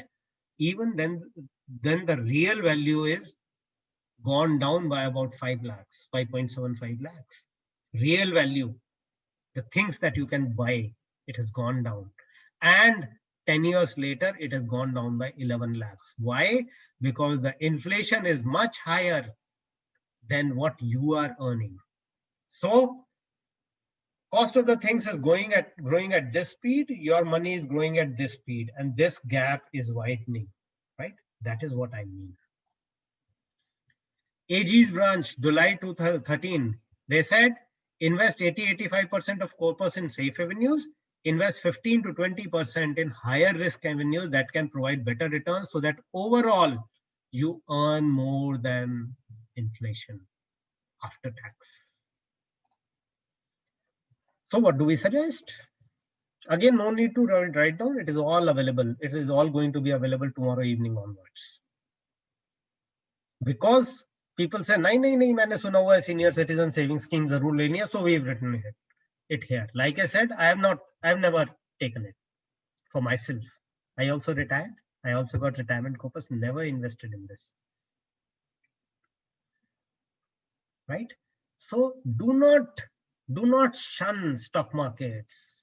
Do not shun stock markets, otherwise you will lose out. But if you really don't wish to at all, then it is different. You see, these are the avenues which are available. Plenty of good avenues are available, provided you know about it, you know their characteristics. But while I projected this slide, I don't recommend it fully. You'll say, what's happening? You just recommended it and now you say you don't recommend it. No, it is not that. What I'm saying is, please make a customized plan for yourself. Your life is different, your requirements are different, everything is different. Don't go by it. Don't forget will. Don't forget trust deeds, gift deeds, power of attorneys, and nominations. They're very important. And charity, now the time has come when we need to give back to the society. Don't forget it. Right? What are the final do's and don'ts? you may ask, yaar itna sari kahani bata di, just tell me in a gist. This is a gist. This is what you should do. Prioritize your requirements. Next 30, 40 years. Make a plan. If you are retiring as a colonel, 54 years, we say lifetime is typically 85 years plus minus, right? So we are talking about 30, 40 years. That's a lifetime, right? Take money out only if and when you need it. Definitely take it out. Money is meant to be used, but don't use it when you don't need it. Expenses in check. Fauji hangover आगे लेके नहीं जाना है. Mutual funds should be your main primary investment vehicle. And it is not, I'm not saying this because we deal with it as a company. It actually is so. Right? If you understand it, if you learn it, do Googling, understand them, you'll find lots of negatives. Obviously, you'll find lots of negatives of anything. Even drinking water, you'll find negatives. But if you use this investment in properly, it will meet your lifetime requirements. Take insurance only if you need it. Make your will, power of attorney, etc. Now, don't put all your investment in safe avenues only. Safe avenues could be most unsafe because they will bring down the power of your money. So do invest in safe avenues largely, but counterbalance it by investing in slightly riskier avenues so that in the long run, overall your money goes, after tax money grows beyond inflation. Don't lock up your money in real estate, gold, insurance policies. Don't do that. Easiest way to fritter away your corpus, traditional insurance policies, impulsive buying, all these things. Last one I like, though I have written it, relying on free advice. Nothing ever is free, right? Investing in stock markets with little or no knowledge. Do you need an advisor? What does an advisor do for you? What does a doctor do for you? What does a lawyer do for you? What does a chartered accountant do for you? Right? So that is what a good, credible advisor do for you.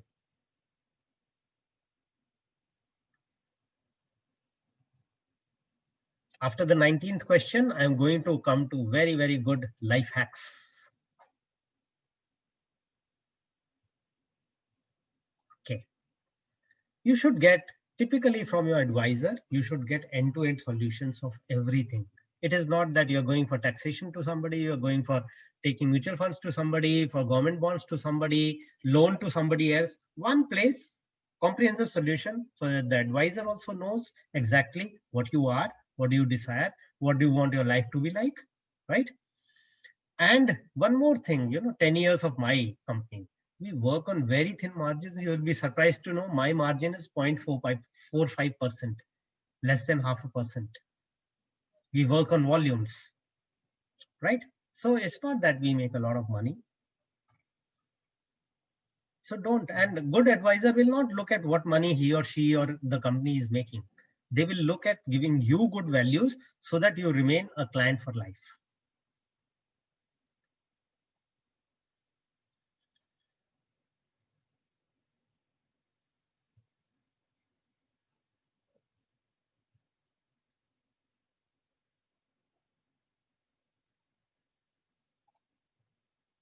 Integrity and professional competence is very, very important. The way, when we go to a doctor, we are not looking at, what fees that doctor is taking. We are looking at, is he competent? Hope he doesn't subscribe me so many, tests so that he gets a cut from the testing lab. These are the things, integrity. Last question before I come into the life hacks, two very important life hacks. How can Hum Fauji help me? We are just by the Faujis for the Faujis only. We don't take civilians. Fauji ethics, hard work and professionalism. We work very, very hard. I work at least 14 hours a day. We are one of the largest personal finance companies in the country. You go to anybody, any good financial advisor, ask Hum Fauji. Everybody in the country knows us. We give 360 degrees financial advice and investment services. We'll review all your previous investments, plan for your future life, all types of investments, tax returns, everything we do. And in case you wish to get in touch with us, send us an email on contact us at Fauji, or go to our website, humfauji.in. Our website is, I'll show you our website also. Or send a SMS or WhatsApp in this number, 9999053522, and we'll get in touch with you. This is our website. Why am I showing this website to you? Not because it's a beautiful website or something like that. You know, there is a huge amount of things available here. Any questions which have not got clarified, or if you still have them, go there, go to this knowledge portal. Anything that is written here, everything that you see here is written for Fauji's only. A large part of it is due to my HDMC thesis, which I wrote when I was doing my HDMC thesis. My topic was personal financial management for Indian Army officer. It has found, a lot of it has found way here, and you will find lots of blogs. See, this is my blog. In blog, we keep writing a lot of things, almost twice a week. Facebook page, we are on Twitter all the time. Now we are on very heavily on this YouTube, because people want to see video content. Right now, I'll just take a pause. Right? Why pause? I would request you to give us a small feedback. Right? Feedback in what sense? Just 1 minute. I'm posting link here. I posted this link. I'll request you to click on this link, forms.gle. Just take a minute, give us a feedback so that we can make our presentations better and help more Faujis as they attend my presentation. After that, I'm going to go on to a very important part of how to plan your retirement, what to do now. I'm just taking I'll just take a minute, right? In the meantime, I'll go through the questions that have come in. Please start now. Click onto this form, go to that form. It'll take you less than a minute to put in your feedback, and then we'll restart.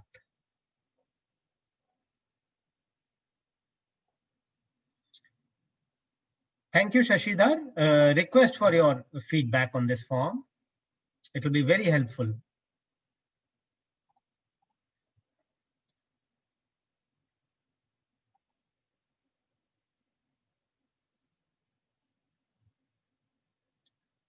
Good questions have come in. I'll deal with them.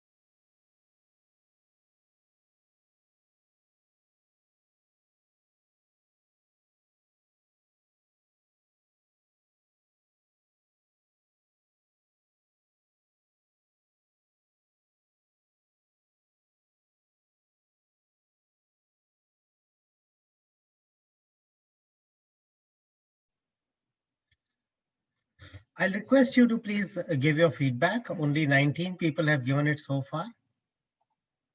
It will not take you much time, but it will help us quite a lot. If you can just give that feedback.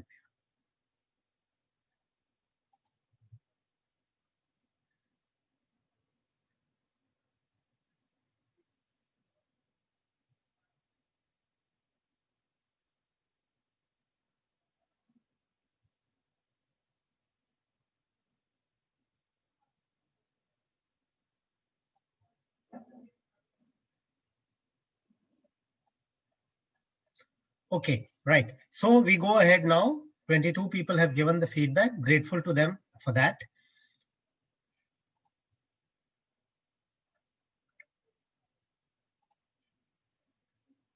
Okay, so we go ahead. Again, sharing the screen here.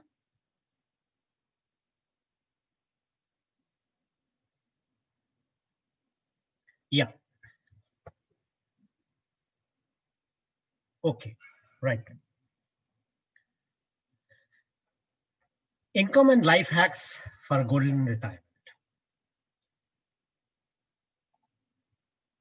Important aspects pertaining to retired life, right?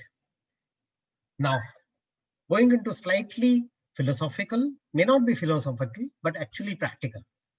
You know, we take life expectancy to be 85 years. In active years, last 10 years. So active life is 75 years. We retire, Faujis retire from 54 to 60 years of age. That means we have 15 to 21 years, let's say 15, 20 years of retired life after retirement. Make the best of it. Make them count. Do what you have never done. Do what you always wanted to do. But these are 15 to 20 years are all that we have got after we retire. You have to look at it. What kind of life do we want to live from now onwards? Remember one thing, self plus spouse. Obviously, see, don't mind. One will outlive the other. There is no doubt. Will the surviving spouse regret that life was not lived to the full? Should not happen. Should not happen. Under no circumstances should that happen. Hence, make the life count. If so, write down, sit down with your wife. What kind of life is to be lived from now onwards? 15, 20 years? No, none of the surviving spouse should regret that life was not lived to the full. Okay? Now, where should you settle down? Very important question. Some officers already decided. Many officers have still not decided because of various personal reasons. No right or wrong. Should you settle down as per your children or some close relative or with friends or in your native place? Think about it. What do you want out of life again? Right? Very important, because of which, yeah. What will decide it? Lots of people, most of the people want to settle down with children. Why? Right? What is the children's role in your life? Should we let them fly away? Or should we treat them as the most important part of our life from now onwards? Please remember, they are not to be your retirement plan. Your retirement plan has to be your plan. And on the other side, you should not be their ATM. Very important, right? Should you leave a house each? You know, this is very important. I didn't include it in the questions because it is a more of a dealing with personalities. Should you leave a house each for your children or a good lump sum of money after you? You know, I have two daughters. One is in Hong Kong right now, not married. Another one is in New York, not married. Suppose I leave two houses for them here. You know what will those houses become? They will become chains around their knuckles. Huge values lying in India, they don't want it. Suppose equivalent amount of money I leave for them, what will give them more pleasure? Now, instead of Hong Kong and New York, let's come down to India itself, right?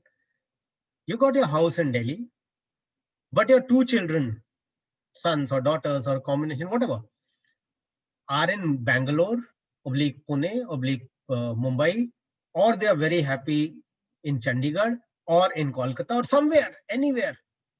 It could also happen that if they are at some other place, they could shift later and they could keep shifting. If you give them two houses in your native place or in Delhi or somewhere, will they like it? They may not. So don't look at giving them houses. Houses are nothing to the millennials now. Houses are nothing at all. They don't look at houses as the greatest possession today. They value quality of life now. Ask your child. Ask your child, what do you want from me? The child will say, Papa, Mummy, we don't want anything from you. You made us what we are today. We'll take off. Just look at my hands. We started from here and reached here. Our children started from here. Will they reach here or will they reach here? They're capable of doing everything. So you want to leave something for them? Leave them money. Leave them liquid things. Leave them stocks, bank FDs, mutual funds, which they can use when they need, but not real estate. Should you give them everything? Should you keep struggling to give them more and more?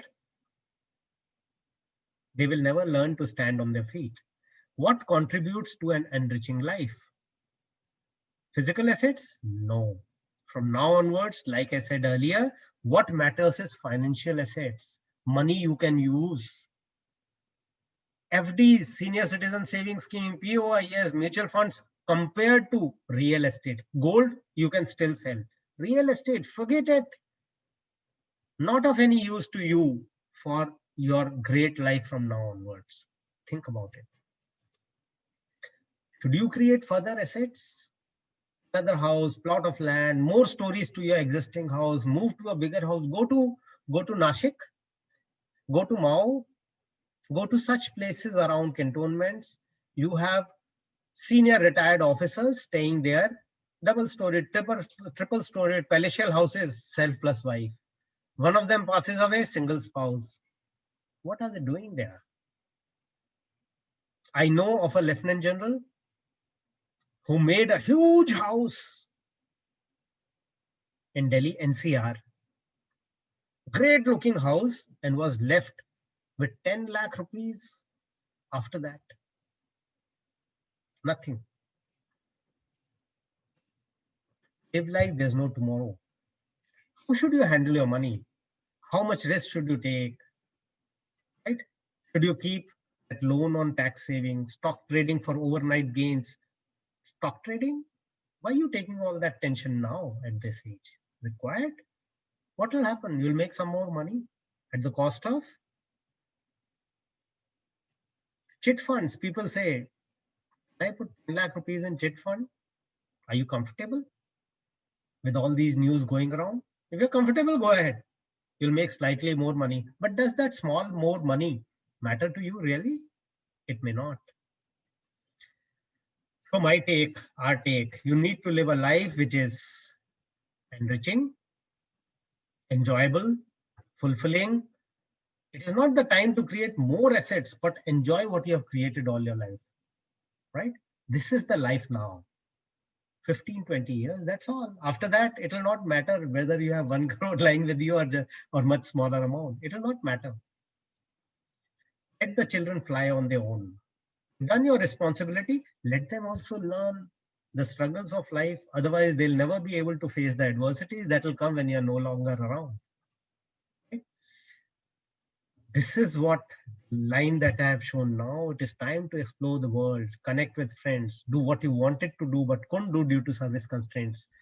Live not rich, live like rich. That's what retirement life is all about. And second and last bonus, how to prepare for and take up post-retirement deployment, right? Ideally, aim to start is 2 years earlier. I'm going to tell you a few things which I have seen over a period of time. Should you take re-employment? or a corporate job. See, if you're happy with reemployment, being in the same known environment, great. But please remember, when you come out of reemployment at 58 years of age, most likely there will be no more employment for you. Please remember it. If you get a employment even after coming out of reemployment, great, but very unlikely. So if you wish to work for a much longer time, let me tell you, 60 years is no age to retire now. It is not that you have to work for money. It is because if you don't work, your brain doesn't work. Your body will start showing it after 2-3 years. You know, we have officers who decide not to do anything after retiring as a colonel. And we have lieutenant generals who work even after retiring. Within 1 year, you can make out a difference who's working and not working. Slouchy shoulders, you know, typically responding very, very well to everything that is going around negative. This government is not working. This pandemic is wasting lives. This, you know, you can hear all negative things from people who generally are not working. Those who are working tend to look at positive things in life. And working doesn't merely mean taking up a career. Working means doing something which keeps you very, very well occupied, makes you think, makes you look for another next day. That is what is working. Okay. Suppose you are going in for corporate. How should you go about it? You should ideally start working on it about 2 years before. If you have not done it, no problems. You don't have that time. Doesn't matter. Start working now. You shortlist. What field do you wish to go in for? Right? What I say is, write down all that you can do. Let's say it is 20. I can do HR also. I can do transport management. I can do, you know, club management, and whatever you wish to write down. 20, 25, something will come. Now, cut out what would you not like to do. What you can do, what would you not like to do? Cut it out. Maybe you are left with 6, 7. Right? Write them in the order of priority. What would you love to do? Can do, like to do, love to do, and focus at the top 3. That is how you should shortlist. At this age, 54 to 60, you should not be going into something you don't want to do. If you do something which you love to do, it will not be work. You know, like I said, I'm working 14 hours a day. I don't feel it is work because I love what I'm doing. Right? Now, prepare CVs. Look at CVs, look at good CVs. Don't write Fauji lingo there. Nobody will understand and they'll junk it. Write language which others can understand. Go to a CV preparer. Go to your friends who are in corporates already. Go to Faujis who are in corporates. Don't go to, you know, professional CV preparers that way, because they won't understand what have you, what is you. What are Fauji lingos? What are Fauji terminologies? They won't understand. If you find somebody who understands, fine, that's great. Right. Preparing for interviews, Fauji hangovers, Fauji egos, Fauji ranks.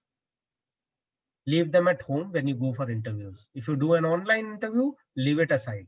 Doesn't work. Civil world works on capabilities. It doesn't work on egos. It doesn't work on CVs are only for shortlisting. After that, what you say, what you convey, what your body language, what your tone conveys is what matters. Right?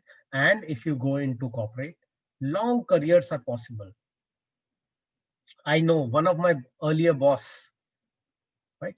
He took PMR as a brigadier, went into the corporate. And even at the age of 75, 76, the company was not ready to leave him. Brigadier साहब, आप कुछ भी मत करो, बस company में रहो. Because that guy was such a great strategic thinker. I'm sorry, he's such a great strategic thinker. Company is not ready to leave him. Become like that. And if you look at him, you can't make out his age because his brain is continuously working. He's planning. His body doesn't show it. Body is young. Can't make out that this person is 67 years of age. You can't make it out. And if you're going in for entrepreneurship, choosing the field is very, very important. Again, entrepreneurship is too much of work. Even after 10 years, you are not settled down. My company is 10 years old. Even after 10 years, you are not settled down, right? Please remember it. There's a huge, long preparation required. You might get zero income for the first 3 years. I got my first rupee from my company after 3.5 years. Today, people say, oh, you are an overnight sensation. I say, definitely, it's taken me 10 years to be an overnight sensation, right? And if you go in for entrepreneurship, mastery in social media is compulsory. You can't survive otherwise, right? So this is what is post-retirement. Take your pick, put your heart into it, put a lot of preparation into it, and you could be on to your very, very fulfilling career. Now, I know we've gone past 1 o'clock. For all those who are sticking around, I'll be taking on the questions. And I saw the questions, I had a glimpse, and very good questions have come in. Number 1, Praveen Kumar, how are leave encashment and gratuity calculated? Are MSP and DA part of it? Yes, very much. They are very much part of it. Leave encashment, you all know that whatever leave you encashed, it's your last salary which counts toward it and counts towards it, MSP and DA included to your basic pay. Same way, gratuity, you don't really have to calculate. Anybody who's superannuating, the limit is 20 lakhs. So all the officers get 20 lakhs worth of gratuity. What is the logic behind serving for 21 years when pension is entitled at 20 years? Is it to cater for safety, that is break in service, hospitalization, etc., or to earn maximum gratuity? No. See, don't take it that just because you've done 20 years, now it is time to leave. Fauji is a great career. What is wrong with Fauji? Nothing wrong with Fauji. If you are looking at, some people I've sometimes seen some WhatsApp going around, some mails going around saying that if you're serving in Fauj after 20 years, then, you are giving back to the government and you are not earning anything. See, when you look at a career, look at it in entirety. It is money, definitely money, plus the perks, plus the way of life, plus the benefits, all that combined. I do not at all look at Fauj as a substandard or bad career at all. It's a fabulous career. You ask any entrepreneurs, you ask any people who've gone into civil, they will say, oh, we would love to go back. So do not look at it only from money terms. Mayuresh, what is the percentage of salary we get as pension after 20 years and after say 23 years? See, the pension remains the same. Pension is 60% of your salary, right? That is what the calculation is, and that is how it works. It doesn't matter when are you retiring. I have R.K. Chaudhary, Colonel R.K. Chaudhary. I have a PPF account which is about 19.5 years. Is it recommended that I extend it for another 5 years? Definitely. I would, since you already have an account, and after 15 years, you come into that extension by every 5 years. So there are no 15 years lock-ins there. Hence, I strongly recommend that you keep continuing it, you keep renewing it indefinitely, unless maybe sometime later some clause comes in or something which makes it not such a great investment to be. Otherwise, PPF, you can equate to DSOP now that you've come beyond the initial 15-year lock-in. Praveen, again, May I have your WhatsApp number? Okay, my number is 9999 022 033. So you can remember it as 9999 Bombay, Calcutta. 022 033, right? I have only one number. This is my personal number. This is my official number. This is my WhatsApp number, Telegram number, everything. Colonel Prabhat, please explain term insurance. Okay, good question. Now, what is term insurance? Term insurance is simplest form of insurance, the way it is supposed to be, right? It is something akin to your car insurance. What happens in car insurance? You get your car insured for a certain amount. You pay the premium for it. If something happens to the car, then the company pays for it or gets it repaired. Nothing happens, your premium becomes due again. If nothing happens to it, you get nothing. Term insurance is also as simple as this, right? So if something happens to you, then your family gets the amount for which you are insured. Nothing happens, you have to pay the premium again. Now you might say, in other policies, I get back some money. See, when you get back that money at huge cost to you. Term insurance is cheapest form of insurance. It is very, very cheap, right? Say a 30-year-old could be insured for 1 crore rupees of term insurance at a cost of some say 7,000-8,000 rupees a year. If you go in for one of those policies with these insurance agents sell, they would charge you some 2.5 lakhs for it. There is an investment component, you might say. Definitely investment component is there, but pathetic returns. So in other policies like endowment plans, money back policies, and Jeevan Anand and all this, there is no Anand there. Anand is only there for the insurance company and for the agent, right? Praveen Kumar, are dividends earned from equity taxed? Yes, they are fully taxed. Earlier, the taxation used to be done at the company level, mutual fund company level, and then given to the investors, and they used to get a feeling that it is tax-free. Now the company is not allowed to deduct the tax. It comes to you and they are taxed. How are capital gains applied on immovable property? Praveen, I would come back if I have time. These are long things to explain.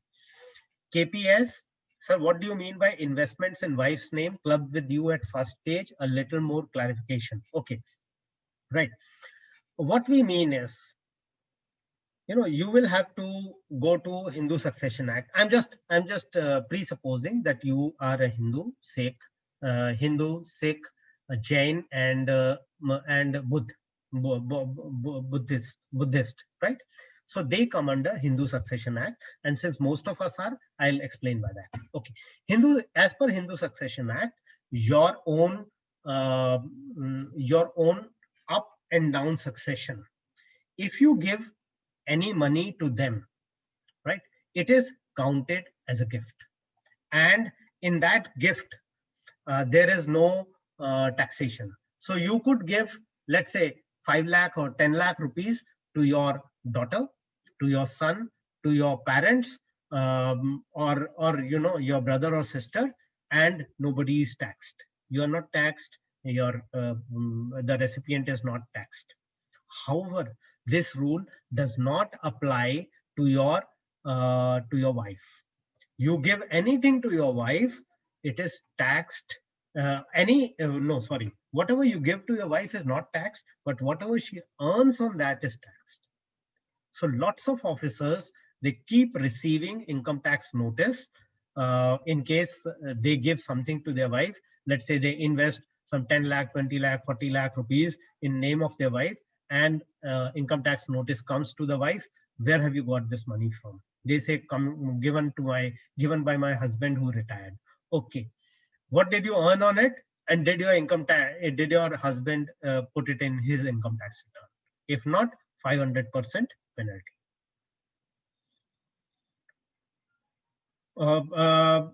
KPS, please also Google, if you want much more to know about it, Google clubbing of income of wife, right? So you will get more gen on it. Philippos, what do you say that income from debt mutual funds are taxed approximately 10%, whereas it is stated 20% for long-term income that is more than 3 years investments? Okay, what happens is if you are invested for anything more than 3 years in any debt fund, something called indexation comes in. What is indexation is, let's say you bought debt funds worth 1 lakh rupees, and over 3 years, let's say they grew by 30% total and it became 1,30,000 rupees. Now your gain is 30,000. Suppose it was a bank FD, you would pay tax on complete 30,000 rupees. However, in case of debt mutual funds, like in real estate, okay, in a flat or something, here you've kept it for more than 3 years. In case of real estate, it is 2 years. So if you kept it for more than 3 years, your cost of acquisition is not counted as 1 lakh. Your cost of acquisition is counted by a formula which is given in something called CII, cost of inflation index table, right? As per that, your cost could be, let's say, not 1 lakh, it could be increased to 1,15,000 rupees or 1,20,000 rupees. What is the meaning of this is, government says, okay, you put in money 3 years later, 1 lakh rupees. Now that 1 lakh rupees is equivalent to 1,20,000 rupees today because of the inflation. So we will take it that it is equal to 1 lakh rupees 20,000 today. You have sold it for 1,30,000 rupees. So your gain, your profit is not 30,000, but 130 minus 120, 10,000. And hence you will get taxed on 10,000 rupees only. That is how your taxation comes down drastically low. Sunil Kumar Gupta, what are your views on guaranteed income or assured returns by life insurance companies? See, life insurance companies are for insurance. They are not for investments. However, world over, and I'm saying world over, it is not only India. World over, the insurance companies push investment products. Please see yourself.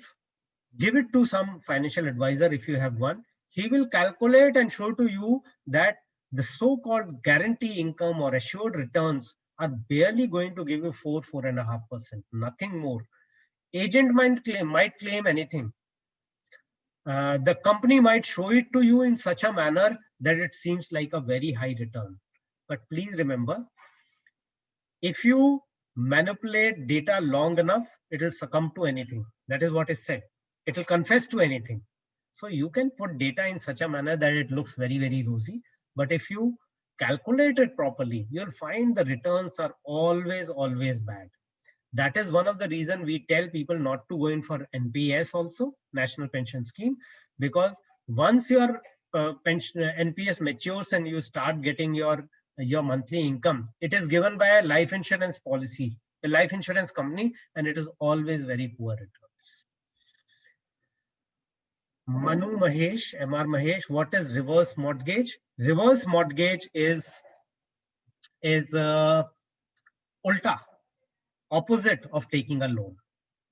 Suppose you have a house and you are more than 60 years of age, right? The house is in your name. Now, if you're living in that house is not of much use to you monetarily. Whether it costs 50 lakh rupees or 50 crore rupees, it doesn't matter. It doesn't earn anything for you. So for the senior citizens, there's something called reverse mortgage. You go to a bank or a company which offers reverse mortgage. They evaluate your house, and they are ready to give you an EMI on this. That is why the word reverse mortgage comes in. Mortgage means loaning. So you give your house to that company. They give you a monthly income as per their calculations for a specified number of years, which you can tell them. If they agree, they will give it to you for that. When the years finish, it is not that your house will go to them. You till any of the two spouses are alive, the spouse can stay in that house. Once both are gone, that house is offered to the legal hires, who can pay back all the due amount to the bank. I'm just using bank. It could be any other company also which has reverse mortgage. So you give it to the bank or bank, and that money is given, and the house can be taken away. It can be taken by the legal hires. Suppose they don't have that much money to give, then the bank will auction that house, and whatever money is realized from it, if it is more than what the bank wanted, then the balance of the money is given to the legal hires. You can again read much more. I've told you in very simplistic terms. You can read more by Google. Vijay Mehta, my loan from AGI 15 years, around 6 lakh balance. Is it good to go for prepay? I am planning another home loan. We'll have to calculate, because there are so many things which are not known in this. You can please connect with us. We will let you know. We will need some more details. It will be wrong on my part to tell you prepay or don't prepay, right? But in general, if you're planning to go for another home loan, why don't you take an additional loan, additional amount? Because AGIF rates are generally pretty good. But this is just a preliminary analysis, and you should give us more details for us to give you the right kind of advice. Last from John Matthew. Sir, if I take your help for investment, will you give a detailed study as you've shown during your presentation? Of course, we'll do that. Of course. We have two types of modules. One is where you just go in for investment. Then we'll give you a very short analysis like this. But you could go in for our financial plan, where we put on a huge amount of effort. What I showed you on the slide was just 4 pages out of the typical 12-15 pages that come out in a financial plan. We take about 15 to 20 days to make it. Not very easy. We have to do a lot of calculations, interact with the officer multiple times to be able to come to that analysis, and then we do a full-fledged presentation. And if the officer changes it, no, I misunderstood this and all, I want it to be changed, we might do one iteration again and rework the plan. So it's a most powerful thing in which an officer can get his future planning done. Right. If there are no more questions, thank you very much for attending this. I'm grateful to all who are here, and hope it added value to you. Hope you found it useful. It will get uploaded on the YouTube channel, and we'll inform each one of you who registered with us that it has been uploaded. I'll recommend each one of you to go to our YouTube channel and subscribe, so that whenever we upload anything, you get a notification of that. Next Sunday, we are doing a very good webinar on Andaman Nicobar Islands from security point of view, and very good speakers are going to be there. Next week, we are doing on entrepreneur Fauji ladies, Fauji wives. Again, it will be very good. We've done very good webinars, like last Sunday we had on Fauji entrepreneurs. It was liked by all. Thank you very much. Thanks a lot, and looking forward to getting more participation from you. Thank you. Bye.